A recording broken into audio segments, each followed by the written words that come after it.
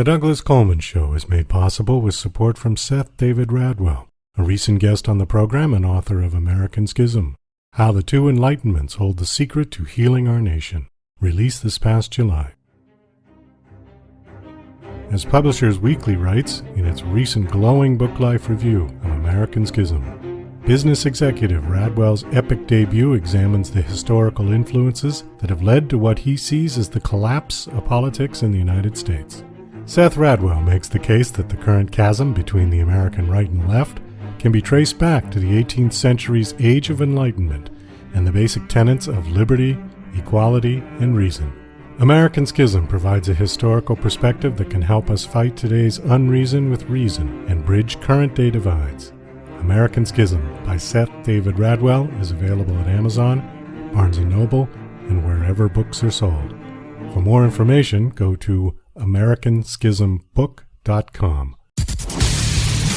It's time for the Douglas Coleman Show.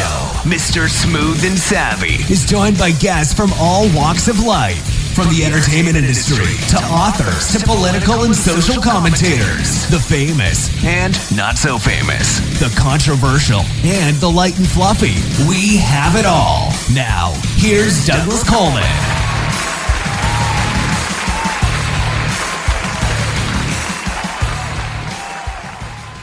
Okay, please welcome to the Douglas Coleman Show, Robert Bathurst. Hey, Robert, how are you? Douglas, hi, good to talk to you. Oh, thank you for coming on the show. I appreciate it. I was looking at your bio. I've got two bios here, one that was sent to me by your PR people and the other one from Wikipedia. And it says you were born in the Gold Coast, now Ghana, in Africa, yeah? And were your parents sort of part of the flailing British Empire? Yeah, very much. That was how it was. Yeah, my father was fighting in Burma during the war, and he was an engineer, and he took the sort of job opportunities that he had after the war were in Africa, and he was working as an mining engineer there and a consultant in the Gold Coast, and with diamonds in Sierra Leone and things like that. And and I was born 10 days before independence. I was born 10 days before it became Ghana. And I left when I was 2, so sadly I don't recall it apart from sort of shaky, grainy photographs and home movie footage of people in sort of long, short white trousers and long white socks and things like that. And those big funny, what do they call them, pith helmets? No, they weren't. He was post-pith helmet, I think. Yeah, no, he wasn't. He wasn't. That's how he was, and it was a British colony till 1957, and then became independent, along with all the rest of it in the rush in the 50s and early 60s. So, are you one of those titled individuals? Do you have a title? Yeah, I have a very, very honourable title of Mr. Mr. Oh, yeah. And so if people are called Mr., I don't understand it. So if you're called Sir, you're called Sir Ben Kingsley or whatever it is like that. And then and you're not called Mr. You should be, if you're going to use noble titles, you should also include the common titles. So it's either, so anyway, I have a very honourable title, Mr. and a proper, good common title, which is very honourable. So you're also an actor. Are you more theatre or television, or both equally? Yeah, I've always done. I started in radio comedy and did that, and then got in a show into the West End of London and did that, and then started doing telly. So I've always combined theatre and TV. I had a show on just before the virus hit, and it was a show I've been preparing for 10 years or so, and it was a show I put together and produced and worked closely with a cartoonist. So it was a two-hander in verse with cartoons. And so we, I've always done theatre, but I always sort of keep doing telly, and the voice stuff happens on the side. Now, you were in Downton Abbey, or are in Downton Abbey? I was, yes, I was involved in the first episode. I was the sort of boring neighbour who turned up and made a play for Lady Mary and got seen off. And then he was just somebody who was just like talking about farm machinery. And then I turned up after the First World War with only one arm, functioning arm, and then made a play for Lady Edith and got her as far as the altar, and then fled from the altar in the prospect of her marrying me. I kept getting stopped in the street with people saying, "How could you? That's the most disastrous. How could you? It's a caddish thing to do." And I think he was perfectly honourable, poor old Sir Anthony. Now, to be honest, I have not seen Downton Abbey, but I was a huge upstairs downstairs fan. Is it the same sort of idea? Well, there was. They were doing a remake of Upstairs Downstairs. They were filming it at the same time as we were filming the first series of Downton Abbey. And there was a bit of a sort of standoff. There was a sort of big house off, sort of between as to whether Downton Abbey would beat Upstairs Downstairs or vice versa. And I think the ratings would tell you that Downton won, but Upstairs Downstairs had a huge following, and back in the day it's the most enormous show. So yeah, you're firmly in the Upstairs Downstairs camp, and you're probably very bitter about Downton taking the wind out of its sails. And I can imagine it's something that it's engraved in your heart. Well, so the premise is the same then. It's the story of the upper class and the servants, and the sort of two stories going on. Yeah. Yeah, absolutely. Upstairs and downstairs in both. Although the downstairs in Downton Abbey there wasn't actually downstairs at Highclere House where we were filming. The upstairs was at Highclere. The downstairs was at Ealing Studios. But yes, absolutely. And so you have a lot of people who are playing servants who say very little when they're upstairs and say a lot when they're downstairs. So yeah, the premise was toffs and how they treat their servants and how the servants regard them. So yeah, in terms of the premise of it, you would have thought there's not room for both of those. I was such a fan of Rachel Gurney, who played Lady Marjorie. Oh, I was in love with her. Were you? Yeah. Was it unrequited love? Is this unfortunate? So she never wrote back. Well, no. I mean, at the time the show was on, I think I was about 14. So, yes. One of those loves. Teenage crush, yes. But I fell in love with her. Absolutely did. And was she in anything else that you remember that you could follow her in? Was it always just her character in Downstairs and Upstairs? I think it was more the character than actual Rachel herself. There was something about Lady Marjorie that, although she was very sophisticated, she was warm. And I think that's a great sort of character trait, to be able to pull that off and to have the proper posture and speaking and be strong and be firm, but yet warm and compassionate. And she sort of exuded that warmth to everyone she met. And I found that to be quite charming. Well, those teenage crushes count for a lot, don't they? And you can remember that. Did you move on to somebody else after that? Did you have another passion that came along and took away from Rachel Gurney, poor thing? Well, yeah, there's a few of them, I think. There was Stephanie Powers, an American actress. I liked her. I don't know. I can't think. There's been so many. Yeah. The one before Rachel Gurney was Carolyn Jones from the Addams Family, from the original TV show. Do you remember her? Right. Played Morticia Addams. Morticia, well, she, of course, every time she said anything in French, he went wild, didn't he? Do you remember? Oh, yeah. Was it her? That was his on switch. That was John Aston. You left her for Rachel Gurney, so, I did. Are you a writer? Are you a collector of autographs? Do you do that? Do you send off for personal messages from them and things like that? Have you ever done that? No, I was always too shy. I never reached out to anyone. No, just watch them from afar. Right. Well, there you have to watch out for those ones. So, anyways, the madness of crowds. You have done in the audiobook version of this, yeah? Yes, it's the 17th of a series of books that Louise Penny has written, set in Quebec, mystery thrillers, and with the central character of Inspector Armand Gamache. And after 17 books, she's still at the top of her game. She's been winning awards for them all the way through. The fans of the show have built and built. And I've read the last 7 of the books as audiobooks. The first 10 were read by Ralph Cosham, who died, and he'd read 10, and then I took over the series. And I've been doing those for the last 7 years. Every year she writes another one. And this one's called The Madness of Crowds. Now, this one is about, it says, timely story about the social cost of giving voice to public figures with questionable ideas. Can you elaborate on that a little bit?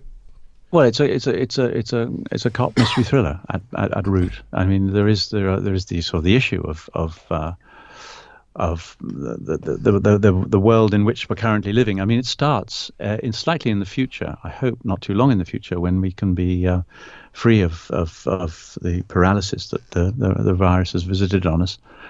And so it starts when people are free to convene without fear, but it's also a reflection of things that we've all been through for the last 18 months or so, but also the varying reactions that people have had to it, and the reactions have been expressed in a way which hasn't really encouraged debate. You know, people have fallen out, and people have been very tribal in their responses to a disagreement, and the sort of febrile social atmosphere that has arisen and has been fostered and all debate really has been sort of held through megaphones, and so it hasn't debate so much as sort of overlapping harangues, and so that's the atmosphere in which the book starts, when Gamache is detailed to protect someone whose views he finds abhorrent. And of course, there's a sort of professional and personal tension there as to whether he puts himself in the way of any possible trouble to protect her. And of course, you know, he's professional, so he makes a choice along those lines. But he's torn, and his distaste and bias against her because of what she says and how she expresses herself. He finds difficult and gets in the way of his own sort of professional judgment. Is the political divide, I know certainly you know that the divide in America is probably as severe as it's ever been in recent history. It has been way back. But is it as pronounced in the UK as it seems to be here? I can't. Well, I haven't obviously been in the States to witness, so I'm not sure I can be. I'm qualified to judge. It's certainly pretty febrile here. Yeah, I mean it's really distasteful, and people are taking sides in a way which, with friendships and family groups and all that sort of thing like that, in a way which actually is distractive to the spirit, and people can't discuss. I mean, there've been a number of issues which have divided people, and this is just another one, and it's one that it's become strangely political. People have been drawn up right and left with it, which is crazy, because it's not necessarily a political thing, and so people have taken a sort of like a political slate and said, you know, we believe in this, and therefore we are right, and you are wrong, and you have no right to express yourself. So yeah, it's pretty unpleasant, and I think we ought to grow up a bit and just sort of have proper discussions. I wish we could get to that point where people could be civilized and actually have compromise, which is a word that's been lost.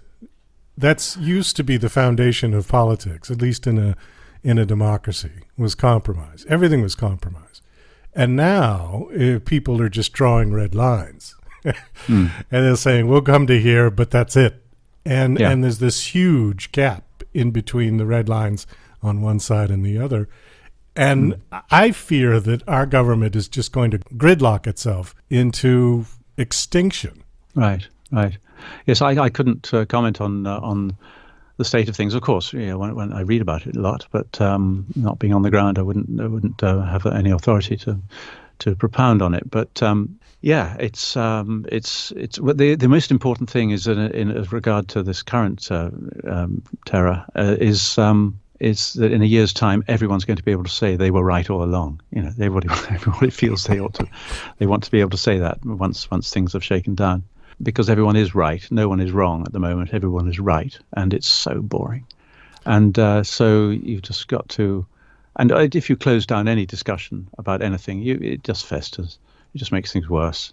You've got to be able to express things, and so that's sort of where the book starts, when deeply abhorrent views, according to one line, are playing to people who support those views, and you've got to see if society can cope. So, Madness of Crowds. There was another author who did a book with that title?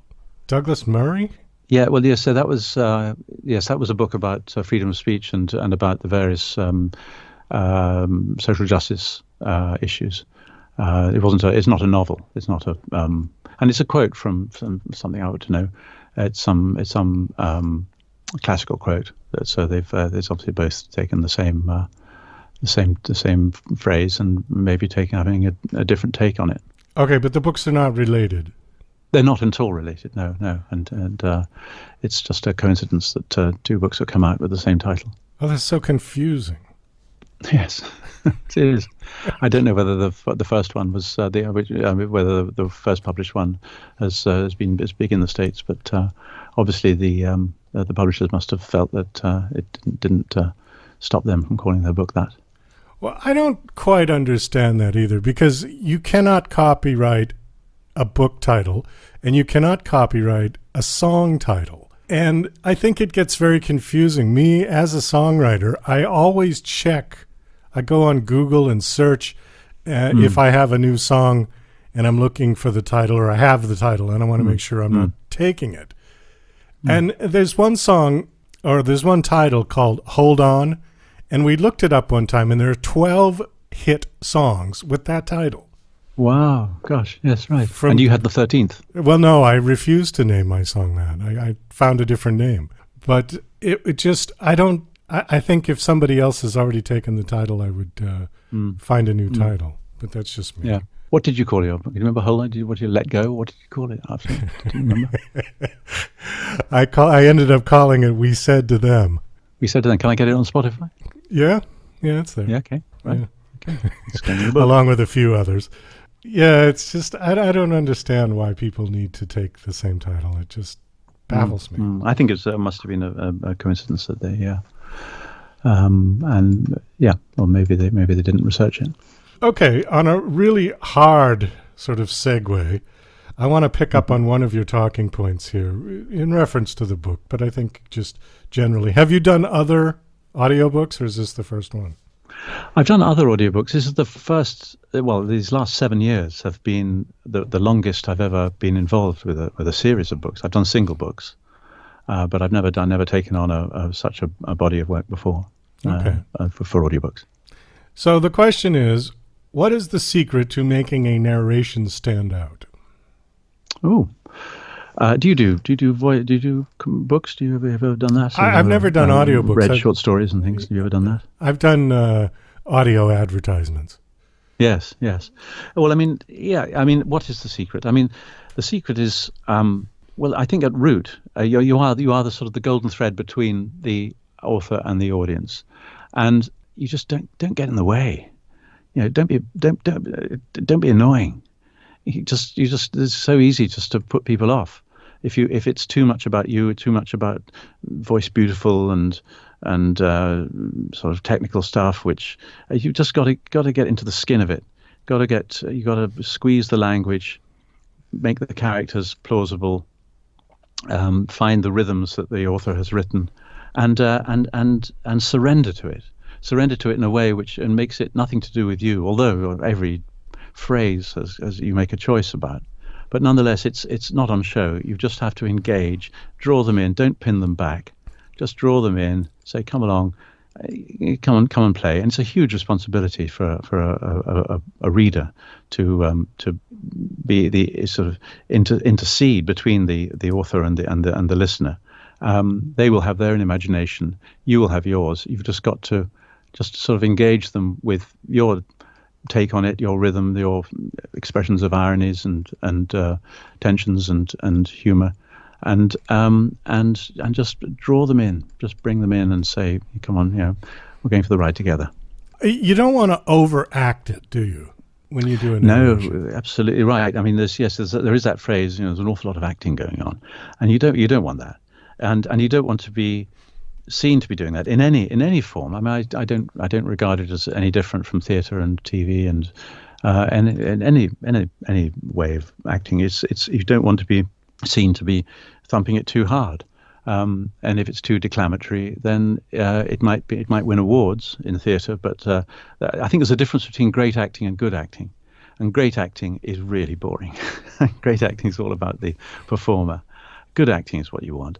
Yeah, I mean, some of the great actors are really good actors, but then they don't do great acting. I don't know if it just sounds too convoluted, but I think there is a point there, which is when it's all on show and it's about the performance. People don't go to a theatre to see a performance. They go to see a play, and if the play is missing because the performance is so histrionic, then it's dull and it's a waste of time and a waste of a lot of money. Oh, I agree.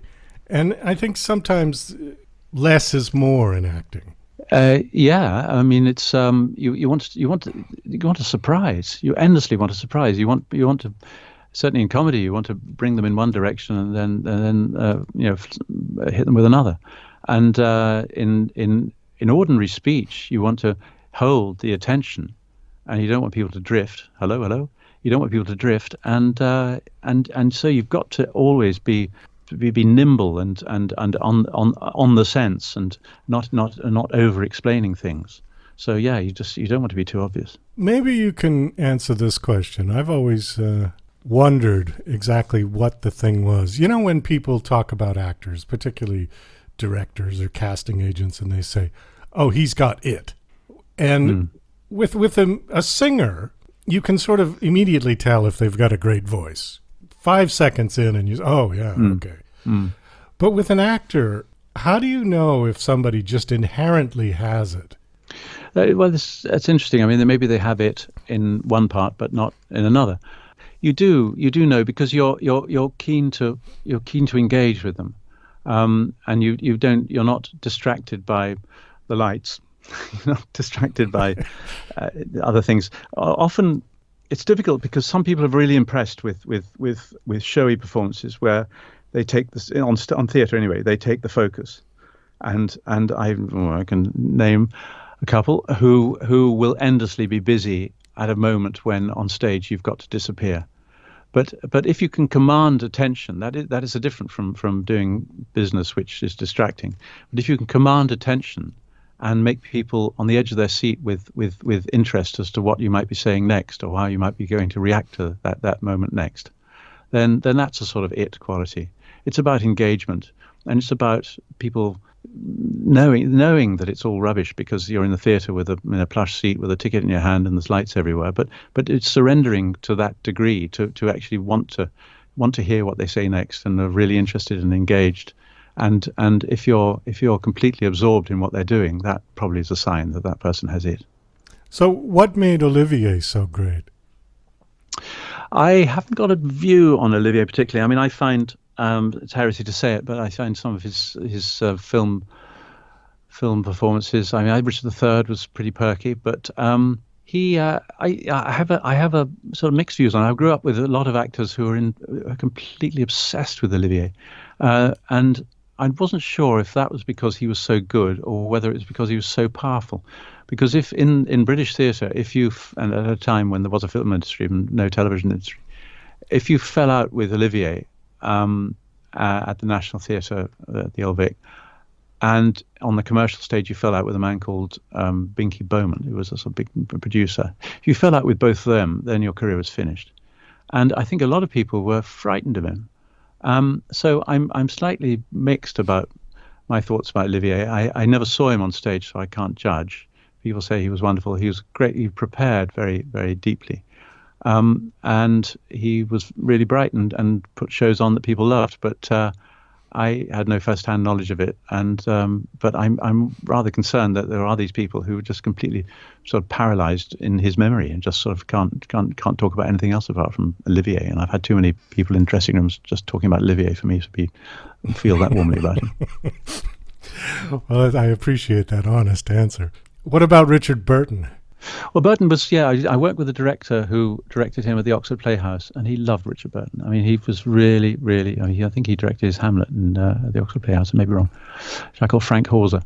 And Frank adored Burton as a person, but as an actor primarily. I mean, I would watch on film, I'd watch Burton any day over Olivier.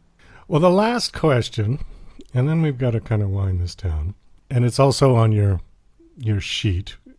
And I don't know how to segue into this. So again, it's going to be a hard segue. horse racing, jumping. Yeah. Is this comes from your hunting, fishing, shooting background? No, you got me wrong there, Douglas. No. No, I love the smell of horses. I like being around them. I'm not a horseman. I don't ride.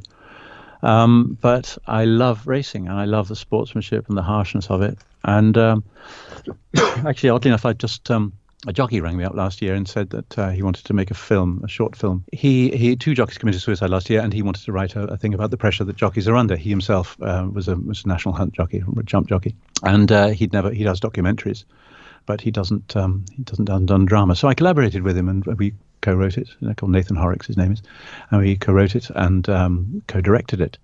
Cast two really good young actors in it. And we've written this film. It's going out in the autumn, called The Fall. It's a 20-minute short. It's in the LA Shorts Film Festival and the Toronto Independent Film Festival. And it's going to be seen on sort of sports channels and things like that, and a number of other festivals.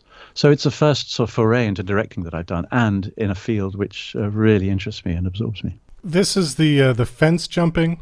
Yeah, the fence jumping. I mean, the sort of Breeders' Cup races that you see is just going around in a circle. I say just going around in a circle. They're really fast, but on the flat. And there's a much greater tradition. There is a lot of jump racing in the States, but it's the winter game in Britain. And so the jumps is primarily in the winter. It goes on all year, of course, like all sport, but it's primarily the winter game. And it's so dangerous and so ferociously fought, but the participants have a level of sportsmanship which I don't think is met by any other sport, in the sense that they're so out for each other, but they'll kill each other on the course, but they'll defend each other to the death in the weighing room if anybody criticizes them. And they've got to be really good at losing. They reckon on losing sort of 80-90% of the time. If you're doing well, you're doing that. So to be able to cope with that level of loss and also to enjoy the golden moments when they happen, I think racing's got us so much to teach us about risk and about how to live a good life, how to live a life of proper, live life well and understand the true meaning of risk. Was this what Christopher Reeves was? That he got injured in? He fell off a horse. I don't think he was racing at the time. He was a casualty of a riding fall. Yeah. Well, I'm just thinking of jumping when they're jumping the fences and jumping the. Do you do this on an obstacle course, or I still have this picture in my head of the red coats and the hounds and having port before you go off. It's not that, right? It's not that. No, the jumping in when they chase aniseed scent now, but no, they do. They go over hedges and ditches and the hunting scene. That's all that, and sort of national hunt racing is what it's called, because it's steeplechasing. It used to be steeplechase. Going from one steeple church to another village, and you just race between churches and jump over any hedge that comes your way. That's where it came from, but it's now slightly more regulated than that.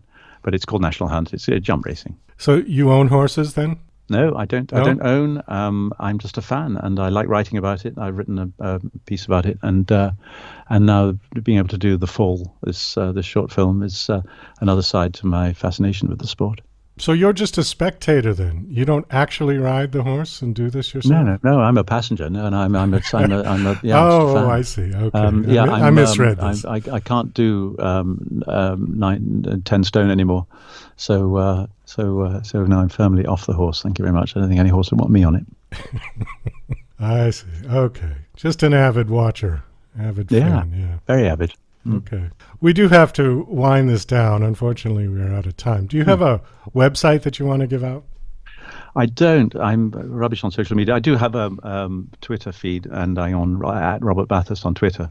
But you can find out a bit more about. And I'm having a conversation with Louise Penny, and she's on Louise Penny's Facebook page. There's a link to all the publicity she's doing this week for the book, and she's talking to people in various things. And I'm doing the event on Sunday with her.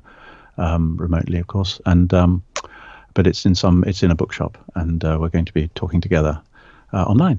Well, thank you so much for coming on the show. It was nice meeting you. Nice talking to you. Very nice to meet you, Douglas. Okay, Robert. Take care. You're listening to Mr. Smooth and Savvy right here on the Douglas Coleman Show. We'll be right back after these commercial messages. Douglas Coleman's Don't Do a Podcast is a dryly humorous rant about Douglas's pet peeve, the unrelenting torrent of podcasts hitting the web on a constant basis. As technology has put podcasting within the reach of anyone, many wholly unqualified people have taken the plunge. This witty polemic tries to persuade them from broadcasting their drivel using Douglas's brand of sarcastic humor. Now on Amazon, only 99 cents. DJC Music and DJC Productions are pleased to announce a brand new website. We have started a listing website for radio show hosts as well as potential show guests. This is a meeting site where hosts and guests can come together. Show hosts can list their show and types of guests they're interested in booking. Potential guests can list their talents, bio, accomplishments, or anything they feel makes them an interesting radio show guest.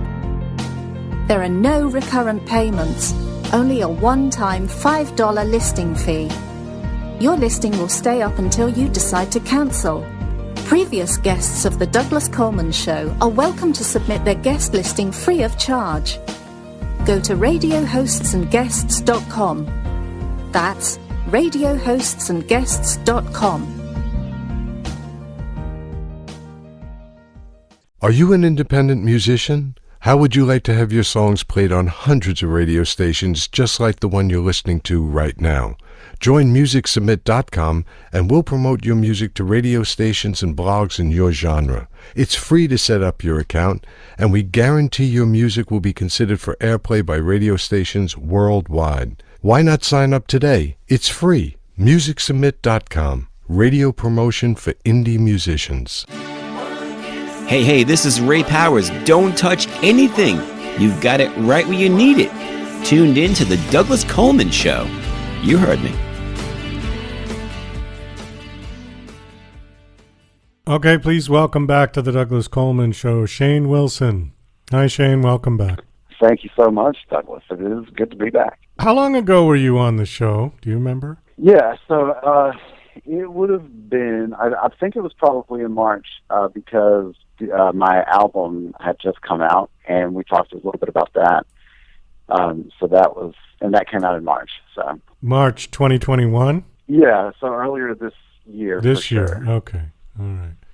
I do so many interviews, I can't keep track of... Hey, man, you're a busy man. I know. I mean, I follow you on the socials. I see what's going on out here, you know? Yeah, lots of stuff happening. So you've got a book called The Boy Who Kissed the Rain. Interesting title. Let me just ask you first off, before you tell us about the book, what genre does this fall into? The story itself is magical realism, contemporary fantasy, that kind of thing. So elements of real life mixed in with more magical entities, I guess, would be the way to say that. Real life with magical entities. Yeah, so it's kind of it's a genre that is adjacent to hard fantasy. Hard fantasy being things like Lord of the Rings or Game of Thrones. Hard fantasy would be stories set in completely invented worlds with invented races and languages and things like that, completely removed in a lot of ways from our reality. Magical realism or contemporary fantasy is a softer form of fantasy where the stories are mostly set in the world that we live in, and there are just a few elements of magic interspersed. Like Bewitched? Yeah, like Bewitched, I think, would be a really good example of that. And there's a ton of examples of this contemporary fantasy stuff. Even something like Supernatural or the X-Files, right, can kind of be in the sci-fi version of this, right? But yeah, so it is. Bewitched, I think, is a really good example. Well, why don't you tell us a little bit about the story? Give us a synopsis. Yeah, The Boy Who Kissed the Rain. Its genesis was as a short story, and and I wrote it a number of years ago. But it's kind of a classic Romeo and Juliet type of story. It's set in kind of, I guess, colonial times in that era, and it focuses on this young man, Lance, who grew up hearing these terrifying stories about creatures that haunt the forest. These are the creatures that bring rain to the town. When this town was first settled, the original settlers made a deal with these creatures that they wouldn't go past a certain point in the forest. They wouldn't encroach on the land anymore, that they were allowed to live there in peace. And the bringers of rain would continue to bring rain to them. So as long as they, didn't encroach on each other's land, then there would be harmony. Lance grew up hearing these stories, and as a pragmatist, kind of rejected all of that. He felt like it was the town's way of trying to control people, telling them where they could go, where they couldn't go, things like that. And so one day he decides to stay out during the rain and go to the river, which serves as the boundary between the two beings. And there he meets a girl who is one of these creatures that brings the rain. They're called Little Thunders in the story. And these two they kind of fall in love with each other, but they realize pretty soon that any physical touch between them causes her great pain. And so they have to decide either how to navigate that, or they have to decide to not indulge their desires. Well, that's interesting. Where did this come from? I mean, I know it came from your imagination, but yeah, right. Something happened. Yeah, I mean, I think it's any story like this, I think, probably comes from some real life unrequited love kind of story. Somebody that you fall for and for whatever reason can't be with that person. Either they're already taken, or you're already taken, or something like that. And so it's an unrequited love story for sure that is probably taken from some real life chapter of my life, and it plays out on the page like that. Because there are two versions of this story actually in this book, and we can talk a little bit about that. Because the first version is the short story itself, and in the short story, the two really are Lance and Luna is the girl's name, are really in a situation that they cannot move this mountain, right? They cannot be together. They can't find a way to do it. And so they just have to kind of decide to live their lives without one another. The second version of the story is actually a stage play. I decided first that I wanted to write a play, and then I thought that this story would be interesting to try to adapt. I think it has really interesting visual elements to it and things like that. So I adapted it into a full-length 2-act stage play, which means that I had to really fill out the world a lot more, and bring in more characters and things like that. And so the stage play is really about family and what families go through to try to protect their children, and also, what happens when a parent is trying so hard to protect their child, but ultimately has to let the child go out into the world and make their own way, right? You said this takes place in what time frame? Colonial, so 1600s? Yeah, it's sort of colonial time. So I would imagine it in probably 1600s, early 1700s. Oh, well, the costumes would be real good for the stage play, yeah? Yeah, for sure. Yeah, and I like when I was a youngster, I worked at a local theater doing lighting and stuff like that, and I've always been really into lighting effects and sound effects and things like that, and I just think that there are really cool things that you can do with lights, especially when you start talking about storms and people that are made of water and things like that. I think that you can do some really interesting things. Yeah, that was just what I was going to ask you. So for any of the special effects, the magic effects and things you'd have to do pretty much all of it with lighting, right? For sure, yeah. You could do some things. You could do some almost sleight of hand type stuff with set design choices that you make, or how do you, because the river plays such an important part of it, how do you show that on stage? it's usually it's usually done with like fabric and things like that, and also lighting effects. You would have people at either side of the stage sort of waving this fabric at different levels, right, to create the illusion of the water rippling. Right. Which is, I think, pretty cool. But yeah, and so when I wrote the play, it was accepted here in Fayetteville, North Carolina, into a local theater reading series. So it was staged, but it was a very limited staging. The actors, they weren't off book. They were still reading the script. And then there was just some like light blocking and lighting and stuff like that. But the goal here is to do a fully produced version of it where everyone's off book, everyone's in full costume, there's set design, lighting, and all of that. And so now I'm kind of in the mode of looking at arts grants and things like that to fund some of those things. This was something that was going to happen back in the summer of 2020, but we all know what happened then. Kind of derailed a lot of those in-person production plans. Yeah, pretty much all of them. Yeah, right, for sure. Yeah, in fact, the reading series was the last public thing that I did before COVID, as in any sort of creative capacity. That was staged in January of 2020, and so we had a cast and we had a director and we had even a producer on some level they were all on board to come back and do the full production, which was great. And now we kind of have to start from scratch again. I've still got sort of the core elements of that team. The director's still around, the producer's still around.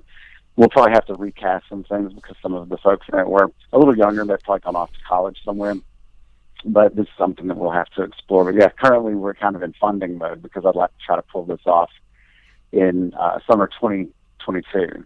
What about the idea of using projected holographic images in a theater? Would that be acceptable? I mean, assuming you had the money for it, because I don't think that's real cheap. But, some people are kind of purists about the way that the art is represented, and using something like that, which is real high tech, some people might find it offensive. What do you think? I think that, and this is personal. I don't personally have a problem with people doing it. I prefer practical effects, but the theater is not an industry outside of the major markets, right? It's not an industry that's flush with cash anyway.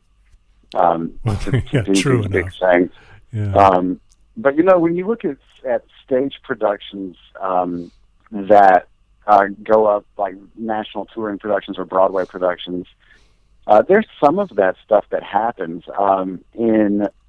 I saw a national tour of Aladdin a couple years ago, and they did some of that stuff with the genie and his magic, like where he would some sleight of hand stuff, but also, when he or Jafar is this big, scary, sort of imposing monster on the stage, when Jafar turns into the big cobra at the end and stuff like that, they had to do some projection type stuff and animatronic type stuff.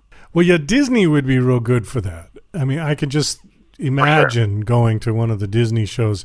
And in fact, even as a little kid, well before holographs, they had those. I just remember the one of Lincoln, where he was speaking, but it was more like a robot. Yeah, I mean, it was an actual. The holopresident. Yeah, right. I mean, pretty impressive for the time. Yeah, the stuff that they do in their shows is wild. I was able to go to New York when I was in college, and we did a ton of stuff on Broadway. I was a theater major for a little while, and the stuff that Disney's able to do it makes sense, right? Because that's Disney, but they are the ones that kind of push the envelope when it comes to you called it being a purist. But everything they do is still incredibly practical. For the most part, everything they do is practical. They use projections. I mean, using projections in the theater is a pretty old practice. So I don't know why anyone would have a problem with doing some sort of 3D projection. I'm sure they all would do it if they could afford it. One of the coolest things I remember seeing was in an opera where one of the players in the opera, dies by being stabbed. And they had the red fabric under his costume, and when he fell down face down on the stage, somebody had a string or something from the footlight ends and pulled the red fabric slowly out from under his chest. It gave this amazing cool illusion of blood. Yeah, it's such cool stuff, and I think that there's really interesting things happening in theater when you look at productions like Hamilton and what Lin-Manuel Miranda has been doing in some of his shows. I mean, there's really interesting and thoughtful theater that's still being made. I think a lot of people think that theater is, West Side Story and there's like not new stuff that's being made. If you're not, into that industry, you don't go to shows regularly. You probably don't know. You don't watch the Tonys, but there's really cool stuff that's still going on, really cool new theater that's still being made. And, I would like to try my hand at a musical at some point, but, oh man, that's a whole undertaking, This was an interesting enough thought experiment to carry out. And, I do believe I'll try my hand at a musical at some point, but I'm not gonna force that or rush that. You writing a musical or performing a musical? Oh, writing, because I've been in musicals before. And I've written, the last time I was here, we talked about the album that I put out with my band Sequoia Rising. And so I have some musicality in me. And I think it really is just waiting for the story to reveal itself that demands that mode of telling it. Because I think that every story kind of finds its own home in its own medium. And the story started as short fiction. The Boy Who Kissed the Rain started as short fiction and then found its way to the stage. And I think that, whenever an idea hits me, eventually it'll sort of feel to me like, oh, this should be on the stage as well, and it should have music. So let's try to do that with this. Well, it all sounds good. We do have to wind this down. Do you have a website that you want to give out? Yeah, absolutely. Yeah, people can find out all about all of this stuff over at ShaneWilsonAuthor.com. Okay, great. Well, thanks for coming back on the show and sharing with us. Always nice talking to you. Best of luck with all of your endeavors, and hopefully this COVID thing is going to go away at some point where we can get back to live performance, because I know it's really hurt a lot of people, especially indie music artists that I've had on the show and friends of mine who were just stopped dead in their tracks and are making no money, and they've been really struggling. So, all right. Thanks, Shane. Thanks for coming on.